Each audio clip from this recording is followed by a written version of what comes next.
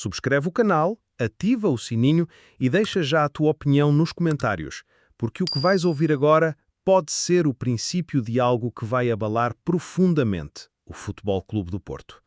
Há detalhes que estão a ser escondidos, informações que não foram reveladas publicamente e que podem mudar a forma como os adeptos olham para a atual época. A pergunta que fica é: o que se está realmente a passar dentro do Dragão? Nas últimas semanas, aquilo que parecia apenas um boletim clínico normal, com a habitual lista de lesionados, pode afinal esconder uma realidade muito mais séria.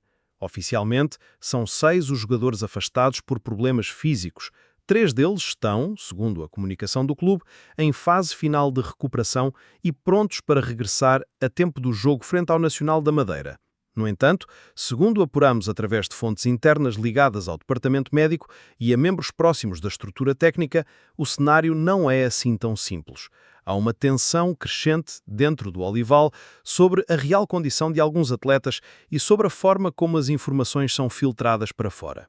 O que surpreende é que 2 dos nomes que constam na lista de lesionados, Stefan Eustáquio e Gabri Veiga, treinaram integrados esta semana e foram apresentados como recuperados. Mas será que estão mesmo prontos para competir ao mais alto nível ou estamos perante uma tentativa desesperada de passar confiança numa altura em que o balneário precisa de estabilidade?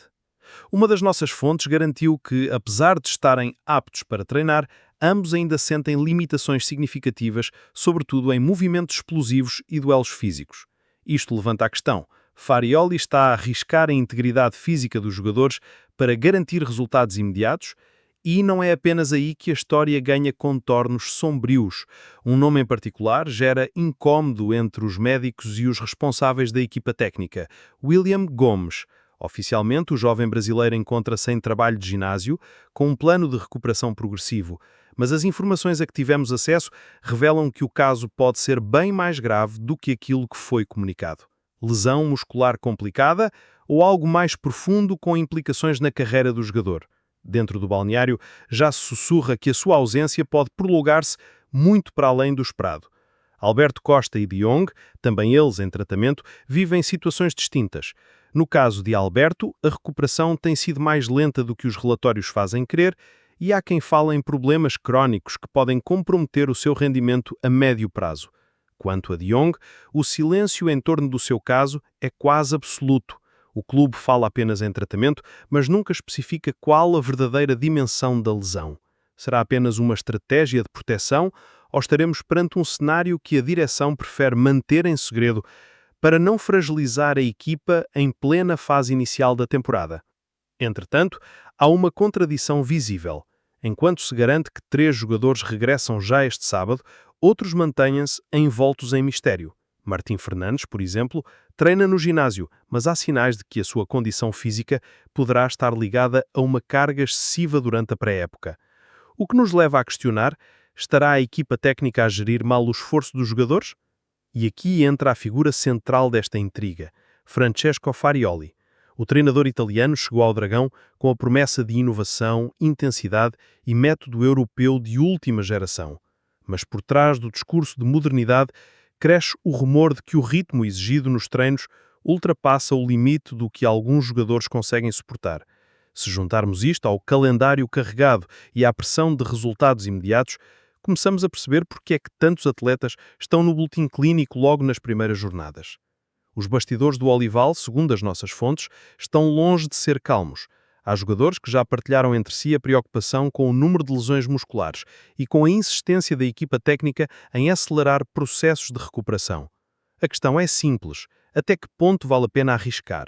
Colocar um jogador em campo antes do tempo pode dar uma vitória imediata, mas pode também custar meses de ausência num futuro próximo.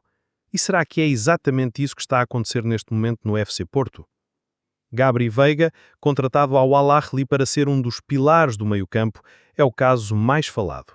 Oficialmente está pronto para voltar, mas internamente há quem garanta que não está a 100% e que apenas um esforço enorme dos médicos o poderá colocar em campo frente ao Nacional da Madeira. Este tipo de situações gera desconforto, não só dentro da equipa técnica, mas também na administração, que teme que um agravamento da lesão possa significar uma perda de investimento considerável. O silêncio da direção, liderada por André Vilas-Boas, é ensurdecedor. Até agora não houve declarações públicas a esclarecer a real dimensão das lesões ou a transparência do processo de recuperação.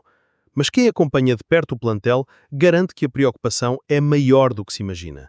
Vilas Boas tem sido visto várias vezes em reuniões privadas com o departamento médico, reuniões essas que não constam da agenda oficial. Estarão a tentar controlar os danos de uma possível crise interna antes que o assunto se torne público? Entretanto, o regresso de Diogo Costa aos treinos, depois da participação internacional, deveria ser motivo de alívio, mas há quem garanta que o guarda-redes também sentiu algumas limitações físicas e que a sua utilização imediata será avaliada até à última hora. Se a ausência de Diogo se confirmar, o impacto anímico na equipa e nos adeptos poderá ser devastador.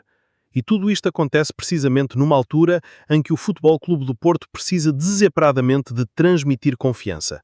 A recepção ao Nacional da Madeira parecia um jogo acessível, uma oportunidade para consolidar a liderança e devolver alegria aos adeptos. Mas agora, em vez de certezas, paira um clima de dúvida e suspeita. Afinal, qual é a verdadeira condição física do plantel? Quantos destes nomes estão realmente prontos para jogar e quantos vão arriscar, apenas para manter uma aparência de normalidade? O que lhe posso dizer, caro adepto, é que as informações recolhidas apontam para um cenário preocupante. Não estamos a falar de um simples acaso, mas de uma sucessão de acontecimentos que pode revelar falhas graves na gestão física e emocional do plantel. E quando se fala em gestão, fala-se também em consequências. Se as lesões se acumularem e os resultados não aparecerem, será inevitável que se comece a apontar o dedo. A quem? A Farioli? À equipa médica? À direção? Talvez a todos. O Futebol Clube do Porto vive um momento de encruzilhada. A comunicação oficial apresenta apenas um boletim clínico com 6 nomes e 3 regressos anunciados. Mas por trás dessa fachada há muito mais em jogo. Há dúvidas sobre a transparência, há receios sobre a integridade dos jogadores e há uma pressão crescente para que o clube continue a vencer, custe o que custar. E é por isso que lhe digo, caro adepto, não desligue. Não perca nada do que vamos revelar aqui no Alerta Porto, Rumores e Notícias, porque este pode ser apenas o início de uma investigação que vai mexer com toda a época azul e branca.